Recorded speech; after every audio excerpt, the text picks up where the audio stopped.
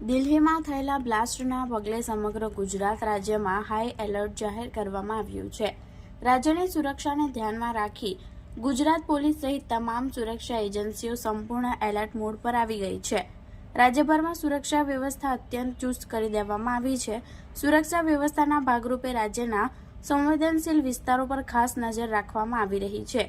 વલસાડ જિલ્લા કે 60 કિલોમીટરથી વધુ લાંબો દરિયા કિનારો ધરાવે છે, ત્યાં સુરક્ષામાં નોંધપાત્ર વધારો કરવામાં આવ્યો છે। દરિયાઈ માર્ગે કોઈ અસામાજિક તત્વો ઘૂસણખોરી ન કરી શકે તે માટે વલસાડ જિલ્લા ખાતે મરીન ટાસ્ક ફોર્સ દ્વારા વિશેષ અભિયાન હાથ ધરવામાં આવ્યું છે।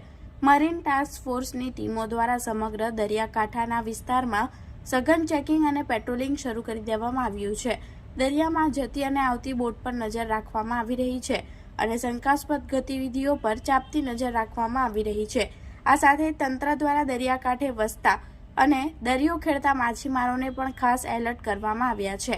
માછીમારોને સ્પષ્ટ સૂચના આપવામાં આવી છે કે જો દરિયામાં માછીમારી દરમિયાન કે કિનારા પર કોઈ પણ અજાણી શંકાસ્પદ વસ્તુ, બિનવારસી બોટ અથવા કોઈ અજાણી શંકાસ્પદ વ્યક્તિ દેખાય તો તેઓને તાત્કાલિક ધોરણે નજીકના police station, marine task force અથવા કોસ્ટગાર્ડનો સંપર્ક કરવો।